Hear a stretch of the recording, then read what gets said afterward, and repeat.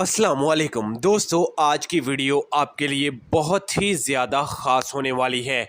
नेकी का काम समझकर इस वीडियो को आप अपने दोस्तों के साथ भी ज़्यादा से ज़्यादा शेयर कीजिएगा। अगर आप पाकिस्तानी हो तो इस वीडियो को आप अपने ग्रुप्स में जितना हो सके उतना शेयर कर दीजिएगा, क्योंकि पहली बार यूएई हुकूमत की जानिब से, दुबई हुकूमत की जानिब से पाकिस्तानियों से मदद की अपील मांग ली गई है। अगर आप शारजा, अबू धाबी, राइसुल खैमा या किसी और रियासत से हमें सुन रहे हो तो इस वीडियो को फिर भी शेयर कर देना है। वीडियो आगे बढ़ाने से पहले हम अपने नाजरीन से एक रिक्वेस्ट लाजमी करेंगे। दोस्तों, वीडियो पसंद आने की सूरत में वीडियो को लाइक और आप अपने प्यार से हाथों से चैनल को सब्सक्राइब लाजमी कर लीजिएगा, ताकि कोई भी अपडेट आप मिस ना कर सको। जैसे कि आप लोगों ने थंबनेल पढ़ लिया होगा कि दुबई से आज की अफसोसनाक खबर, पाकिस्तानियों से मदद की अपील मांगी गई है।